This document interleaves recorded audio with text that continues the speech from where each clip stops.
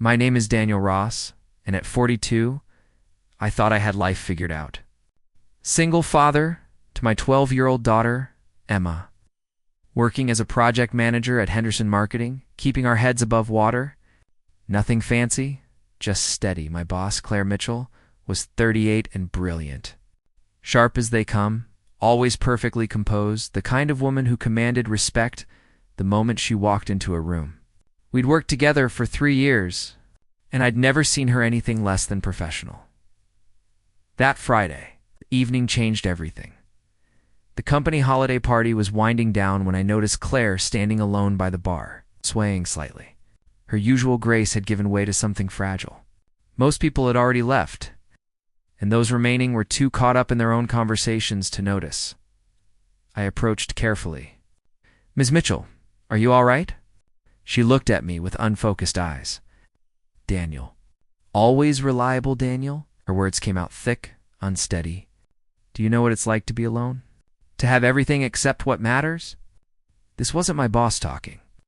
This was someone hurting. "Let me call you a cab," I offered gently. "Oh. Can't go home?" Empty house. So empty. Tears welled in her eyes. Everyone thinks I have it all together. Nobody sees. My heart ached for her. I knew that loneliness. After my wife left 5 years ago, I'd felt that same crushing solitude. "Come on," I said softly. "Let's get you some coffee." I guided her to my car, drove to an all-night diner, and sat across from her while she slowly came back to herself. We talked for 2 hours. She told me about her divorce 3 years ago.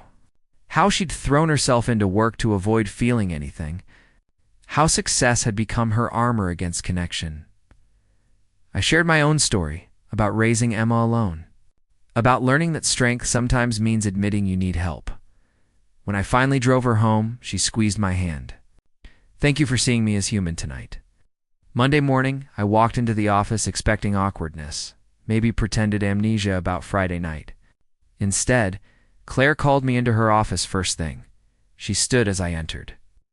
Her professional demeanor intact, but her eyes warm.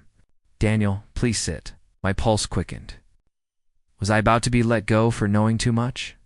"I want to thank you," she said clearly. "For Friday, most people would have either ignored me or used it against me.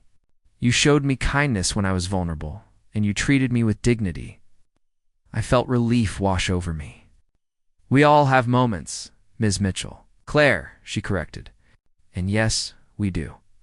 Which is why I'd like to offer you the senior director position we've been planning to post. You've earned it through your work, but Friday showed me something more important. You have integrity." Ow. I was stunned. I don't know what to say. Say yes. "And Daniel, if you're willing, I'd like to take you and Emma to dinner this weekend. To properly thank you, and maybe to start building an actual friendship, I think I could use one of those." Over the following months, Claire became part of our small family. She and Emma bonded over their shared love of painting. Claire started leaving work at reasonable hours, joining us for weekend breakfasts, slowly letting herself be part of something real. A year later, standing in Claire's newly decorated living room, no longer empty, but filled with Emma's artwork and photos of our adventures together, I realized something profound. Kindness isn't about grand gestures. It's about seeing someone's humanity in their weakest moment and choosing compassion. Claire had given me a promotion. But more importantly, she'd given me and Emma something we'd been missing too. A reminder that families come in all forms. And sometimes the people who seem strongest are the ones who need gentleness most. We all stumble. The question is, who will be there to help us stand? If this story touched your heart, please like, share, and subscribe for more stories about kindness, second chances, and the connections that change our lives. Leave a comment telling us about a time someone showed you unexpected grace when you needed it most. Your story might inspire someone else today.